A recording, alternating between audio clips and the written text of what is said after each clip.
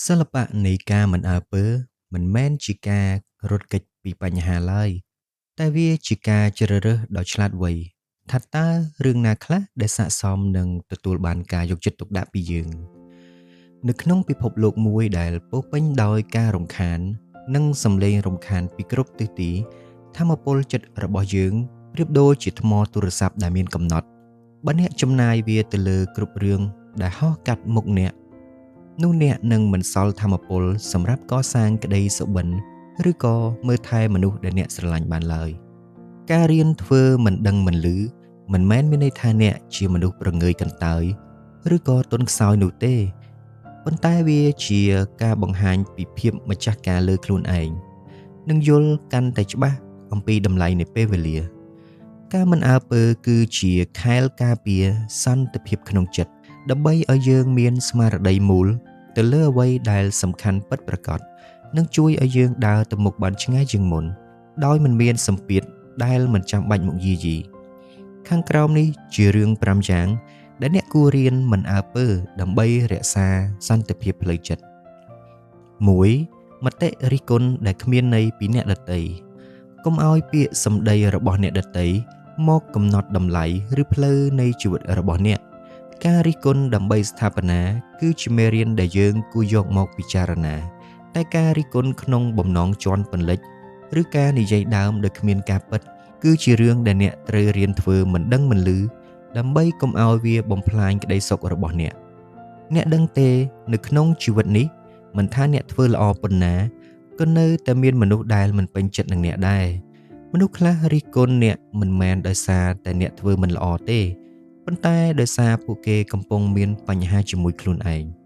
ពួកគេយកភាពអវិជ្ជមានក្នុងចិត្តមកជះដាក់អ្នកដើម្បីឲ្យពួកគេមានអារម្មណ៍ថាក្រនបើជាងមុនដូច្នេះនៅពេលដែលអ្នកឮពាក្យរិះគន់ដែលគ្មានមូលដ្ឋានចូលចងចាំថាវាមិនមែនជាកញ្ចក់ឆ្លុះបញ្ចាំងពីអ្នកទេប៉ុន្តែវាគឺជាសម្រាមដែលគេព្យាយាមបោះចូលមកក្នុងផ្ទះរបស់អ្នកតែប៉ុណ្ណោះសំណួរគឺថាតើអ្នកនឹងបើកទ្វារទទួលយកសម្រាមនោះមកទុកក្នុងចិត្តឬក៏បិទទ្វារឲ្យនៅចិត្តហើយបន្តរស់នៅក្នុងផ្ទះដ៏ស្រស់ស្អាតរបស់អ្នកមានពាក្យស្លោកមួយពោលថាប្រសិនបើនរណាម្នាក់ផ្ដល់កាដូឲ្យអ្នកហើយអ្នកមិនព្រមទទួលយកវាតើកាដូនោះជារបស់អ្នកណាចម្លើយគឺវានៅតែជារបស់អ្នកដែលផ្ដល់ឲ្យនឹងឯងពាក្យសម្ដីអាក្រក់ក៏ដូចគ្នាបើអ្នកមិនយកចិត្តទុកដាក់បើអ្នកមិនអនុញ្ញាតឲ្យវាចូលមកក្នុងអារម្មណ៍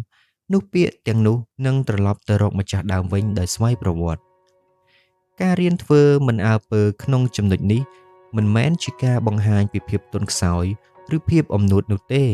ប៉ុន្តែវាគឺជាការប្រើប្រាស់តម្រងផ្លូវចិត្តដ៏ឆ្លាតវៃបំផុតអ្នកត្រូវតែញែកឲ្យដាច់រវាងមតិរិះគន់ដែលមានតម្លៃដូចមាសដែលជួយឲ្យអ្នករីកចម្រើននិងសម្លេងរំខានដែលគ្មានតម្លៃដែលរារាំងដំណើរជីវិតរបស់អ្នកចូលចំណាយថាមពលខួរក្បាលរបស់អ្នកទៅលើការអភិវឌ្ឍខ្លួនឯងទៅលើការងារដែលខ្លួនឯងស្រឡាញ់និងទៅលើមនុស្សដែលឲ្យតម្លៃអ្នកពិតប្រាកដចងចាំថាតម្លៃរបស់អ្នកមិនបានថយចុះដោយសារមាត់របស់អ្នកដទៃឡើយហើយភាពជោគជ័យរបស់អ្នកគឺជាចម្លើយដ៏មានឥទ្ធិពលបំផុតចំពោះរាល់ការរិះគន់ទាំងឡាយទី2កំហុសនៅក្នុងអតីតកាលដែលមិនអាចប្រកែកបានការអង្គុយស្ដាយក្រោយនឹងកំហុសចាស់ៗគ្រាន់តែជាការខ្ជះខ្ជាយធម្មពលខួរក្បាលតែប៉ុណ្ណោះអ្នកមិនអាចត្រឡប់ទៅកែប្រែអ្វីដែលបានកើតឡើងរួចហើយនោះទេប៉ុន្តែអ្នកអាចជ្រើសរើសមិនអើពើនឹងការបន្ទោសខ្លួនឯងហើយយកពេលវេលានោះមកផ្ដោតលើការកសាងបច្ចុប្បន្នភាពវិញមនុស្សយើងម្នាក់សុទ្ធតែមានជំពូកខ្លះនៅក្នុងសៀវភៅជីវិតដែលយើងមិនចង់អានវាឡើងវិញវាអាចជាការសម្រេចចិត្តដ៏ខុសឆ្គងជាពាក្យសម្ដីដែលមិនគួរនិយាយឬជាឱកាសដែលយើងបានបណ្ដោយឲ្យវារបូតពីដៃប៉ុន្តែការយកចិត្តទុកដាក់ខ្លាំងពេកទៅលើអ្វីដែលបានកន្លងផុតទៅប្រៀបដូចជាការព្យាយាមបើកបររថយន្តដោយសម្លឹងមើលតែកញ្ចក់ខាងក្រោយអញ្ចឹងបើអ្នកមិនដាក់ភ្នែកសម្លឹងមើលផ្លូវខាងមុខទេអ្នកប្រកាសជាជួបគ្រោះថ្នាក់នៅពេលបច្ចុប្បន្នជាក់ជាមិនខានចូលចងចាំថាអតីតកាលគឺជាគ្រូបង្រៀន មិនមែនជាគុកសម្រាប់ខុងខាំងសេរីភាពផ្លូវចិត្តរបស់អ្នកនោះទេរាល់កំហុសដែលអ្នកបានសាងគឺជាតម្លៃតបស្នងនៃបទពិសោធន៍ដែលធ្វើឲ្យអ្នករឹងមាំនិងឆ្លាតវៃដូចសពថ្ងៃនេះការដែលអ្នកមានអារម្មណ៍ថាស្ដាយក្រោយវាក៏ជាសញ្ញាមួយល្អព្រោះវាបញ្ជាក់ថាអ្នកបានរីកចម្រើនជាងមុនទើបអ្នកដឹងថាអ្វីដែលអ្នកធ្វើមុននោះវាគឺជារឿងមិនល្អដូច្នេះចូលរៀនមិនអើពើនឹងសំឡេងដដែលនៅក្នុងខួរក្បាលដែលតែងតែបន្តោសអ្នកថា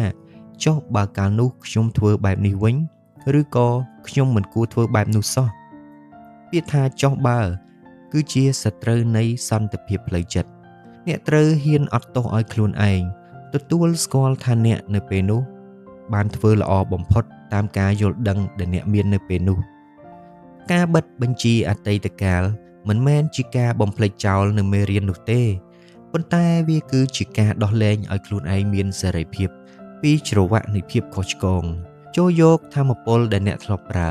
ដើម្បីអង្គុយវិលវល់នឹងរឿងចាស់មកប្រើដើម្បីកែប្រែអ្វីដែលនៅចំពោះមុខវិញកុំឲ្យកំហុសពីម្សិលមិញមកលួចយកសេចក្តីសុខថ្ងៃនេះនិងភាពជោគជ័យក្នុងថ្ងៃស្អែករបស់អ្នកឲ្យសោះទី3ការប្រៀបធៀបខ្លួនឯងជាមួយអ្នកដទៃលើបណ្ដាញសង្គមជារឿយៗយើងតែងតែយកភាពពិតពីក្រោយឆាករបស់យើងទៅប្រៀបធៀបទៅនឹងភាពស្រស់ស្អាតនៅលើកញ្ចក់អេក្រង់របស់អ្នកដទៃទៅវិញចូលរៀនមិនអើពើនឹងភាពស៊ីវិល័យដែលគេចង់បង្ហាញហើយងាកមកឲ្យតម្លៃលើការរីកចម្រើនបន្តិចម្ដងរបស់ខ្លួនឯងវិញទើបអ្នកមិនមានសម្ពាធផ្លូវចិត្តនៅក្នុងសម័យបច្ចេកវិទ្យានេះយើងងាយនឹងធ្លាក់ទៅក្នុងអន្ទាក់នៃការប្រៀបធៀបដែលមិនស្មើភាពនៅពេលអ្នកបើកទូរស័ព្ទមកអ្នកនឹងឃើញមិត្តភ័ក្តិបង្ហាញអំពីឡានថ្មីដំណើរកម្សាន្តទៅបរទេសឬភាពជោគជ័យត្រចះត្រចង់ប៉ុន្តែអ្នកត្រូវដឹងថាអ្វីដែលអ្នកឃើញនៅលើ Facebook ឬក៏ Instagram គ្រាន់តែជាផ្ទាំងទស្សនីយភាពដែលគេសម្រិតសម្រាំងមកបង្ហាញតែប៉ុណ្ណោះ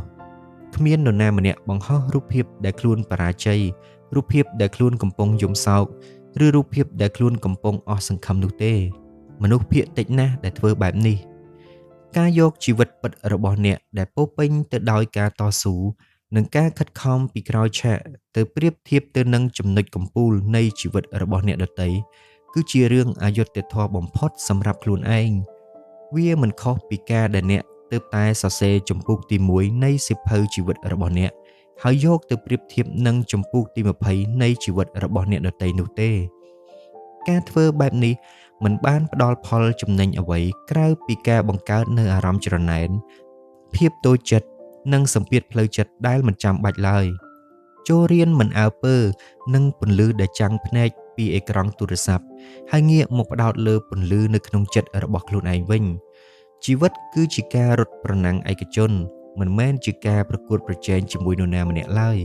គោលដៅតែមួយគត់ដែលអ្នកគួរតែយកឈ្នះឲ្យបានគឺខ្លួនឯងកាលពីម្សិលមិញ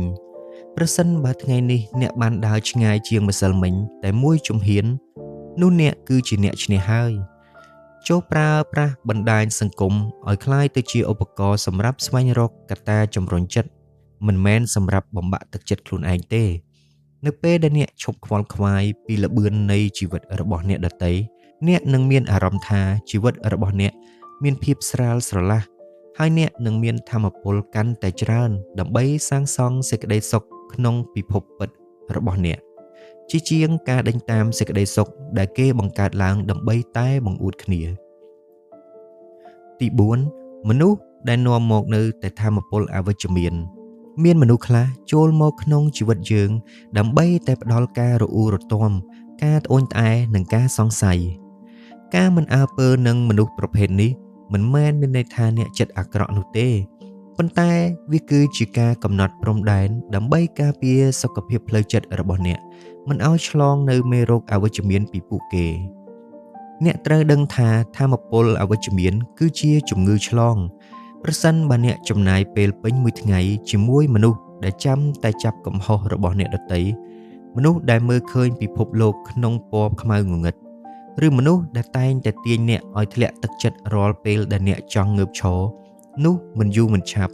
អ្នកនឹងក្លាយជាមនុស្សបែបនោះដែរមនុស្សតុកសិកប្រៀបដូចជាយុទ្ធការ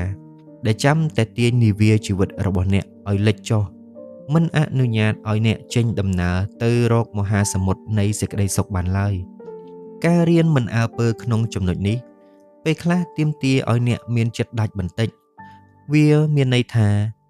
អ្នកឈប់ផ្ដល់តម្លៃលើសម្ដីដែលគ្មានប្រយោជន៍របស់ពួកគេអ្នកឈប់ចូលរួមក្នុងល្បែងពាក្យសម្ដីដែលនាំឲ្យមានទំនាស់និងអ្នកឈប់ព្យាយាមផ្លាស់ប្ដូរពួកគេមនុស្សខ្លះមិនចង់បានដំណោះស្រាយទេពួកគេគ្រាន់តែចង់បានចំណុចខ្មាំងដើម្បីស្ដាប់ការរអ៊ូរទាំរបស់ពួកគេតែប៉ុណ្ណោះកុំឲ្យខ្លួនឯងคล้ายទៅជាធុងសម្រាមផ្លូវចិត្តសម្រាប់នរណាម្នាក់ឡើយចូលចងចាំថាពេលវេលារបស់អ្នកមានតម្លៃណាស់ហើយអ្នកមានសិទ្ធិពេញលេញក្នុងការជ្រើសរើសថាតើនរណាខ្លះដែលស័ក្តិសមនឹងទទួលបានកៅអីអង្គុយនៅក្នុងជីវិតរបស់អ្នកការដកខ្លួនចេញពីមនុស្សដែលបំផ្លាញសេចក្តីសុខរបស់អ្នកមិនមែនជាការអាត្មានិយមទេតែវាគឺជាការគោរពខ្លួនឯងនៅពេលអ្នកកាត់បន្ថយការចាប់អារម្មណ៍លើមនុស្សតុក្សិកអ្នកនឹងសល់កន្លែងទំនេរក្នុងចិត្តសម្រាប់ទទួលយកមនុស្សដែលមានឥទ្ធិពលវិជ្ជមានមនុស្សដែលតែងតែផ្ដល់កម្លាំងចិត្តនិងមនុស្សដែលជួយឲ្យអ្នកក្លាយជាមនុស្សល្អជាងមុនសន្តិភាពផ្លូវចិត្តរបស់អ្នកគឺជារឿងសំខាន់បំផុតប្រសិនបើទំនាក់ទំនងណាមួយនាំតែភាពហ្មងសៅនិងការហត់នឿយចូលរៀនដើរចេញដោយស្ងប់ស្ងាត់ឬយ៉ាងហោចណាស់ក៏រៀនធ្វើមិនដឹងមិនឮចំពោះវត្តមានអវិជ្ជមានរបស់ពួកគេដើម្បីរក្សាភាពស្រស់បំប្រងក្នុងចិត្តរបស់អ្នកឲ្យនៅគង់វង្សទី5រឿងរ៉ាវដែលយើងមិនអាចគ្រប់គ្រងបានមិនថានិយាយអំពីអាកាសធាតុសេដ្ឋកិច្ចពិភពលោកឬការគិតរបស់អ្នកដទៃមកលើរូបយើងនោះទេវាសុទ្ធតែជារឿងដែលមិនអាចបញ្ជាបានការរៀនមិនអើពើនឹងរឿងដែលហួសពីសមត្ថភាពគ្រប់គ្រងនឹងជួយឲ្យអ្នកមានអារម្មណ៍ថាធូរស្រាលនិងមានអារម្មណ៍មូលទៅលើអ្វីដែលអ្នកអាចធ្វើបានពិតប្រាកដមានរឿងជាច្រើនក្នុងជីវិតដែលយើងចំណាយពេលបារម្ភច្រើនជ្រុលរហូតដល់យើងភ្លេចរស់នៅក្នុងបច្ចុប្បន្នភាពយើងបារម្ភពីភ្លៀងនៅពេលយើងចង់ទៅក្រៅយើងបារម្ភពីការស្ទះចរាចរណ៍ដែលយើងមិនអាចបញ្ឈប់បានឬយើងបារម្ភពីពាក្យសម្ដីរបស់អ្នកដទៃដែលយើងមិនអាចទៅទប់មាត់គេបានការព្យាយាមគ្រប់គ្រងរឿងដែលមិនអាចគ្រប់គ្រងបានប្រៀបដូចជាការដែលព្យាយាមយកដៃទៅទប់ទល់នឹងរលកសមុទ្រអញ្ចឹងទោះអ្នកខំប្រឹងយ៉ាងណា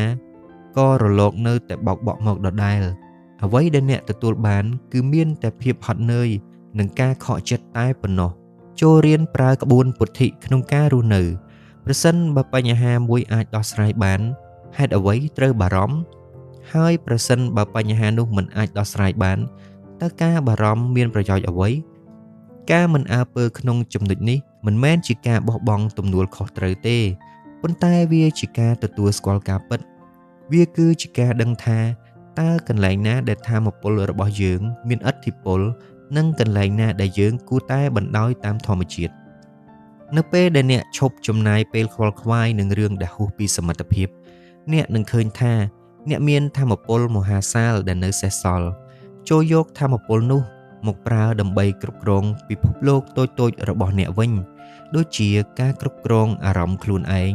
ការគ្រប់គ្រងវិន័យនៃការងារនិងការគ្រប់គ្រងរបៀបដែលអ្នកឆ្លើយតបទៅកាន់ពិភពលោកខាងក្រៅអ្នកមិនអាចបញ្ឈប់ព្យុះបានទេតែអ្នកអាចរៀនសាងសង់ជំរកនិងរៀនរាំនៅក្រោមដំណក់ទឹកភ្លៀងបានសន្តិភាពផ្លូវចិត្តពិតប្រាកដកើតចេញពីការយល់ដឹងថាពិភពលោកមិនបានវិលជុំវិញការចង់បានរបស់យើងទាំងអស់នោះទេនៅពេលអ្នកចេះលែងដៃពីអ្វីដែលអ្នកមិនអាចបញ្ជាបានអ្នកនឹងមានអារម្មណ៍ថាជីវិតនេះមានសេរីភាពខ្លាំងណាស់អ្នកនឹងលែងក្លាយជាទាសករនៃព្រឹត្តិការណ៍ខាងក្រៅហើយក្លាយទៅជាម្ចាស់នៃភាពស្ងប់ស្ងាត់ក្នុងចិត្តរបស់អ្នកវិញ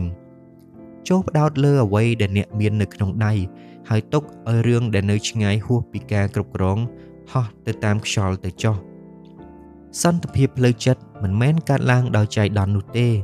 តែវាគឺជាលទ្ធផលនៃការសម្រេចចិត្តបោះបង់អ្វីដែលមិនចាំបាច់ចេញពីជីវិតនៅពេលដែលអ្នករៀនមិនអើពើឲ្យបានច្រើនអ្នកនឹងឃើញថាជីវិតរបស់អ្នកមានភាពស្រាលស្រឡះនិងមានក្តីសុខជាងមុននឹងបញ្ចប់វីដេអូក្នុងថ្ងៃនេះខ្ញុំចង់ឲ្យអ្នកសាកល្បងសួរខ្លួនឯងថា តើមានរឿងប៉ុន្មានយ៉ាងដែលកំពុងលួចយកក្តីសុខរបស់អ្នកក្នុងពេលនេះហើយរឿងទាំងនោះ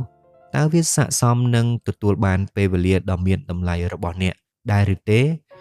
ចុះចងចាំថាការដែលអ្នកមិនតបតមិនមែនមានន័យថាអ្នកចាញ់ឡើយប៉ុន្តែវាមានន័យថាអ្នកឲ្យតម្លៃលើចិត្តរបស់ខ្លួនឯងខ្ពស់ជាងការចង់ឈ្នះចង់ចាញ់ក្នុងរឿងដែលគ្មានប្រយោជន៍ជីវិតរបស់មនុស្សយើងម្នាក់ប្រៀបដូចជាកែវទឹកមួយបើអ្នកចេះតែផ្ទុកនៅសម្រាមនិងរឿងរ៉ាវអវិជ្ជមានចូលមកនោះអ្នកនឹងគ្មានកន្លែងសម្រាប់ទទួលយកទឹកត្រជាក់និងរឿងរ៉ាវស្រស់ស្អាតដែលកំពុងរង់ចាំអ្នកនៅខាងមុខឡើយការមិនអើពើ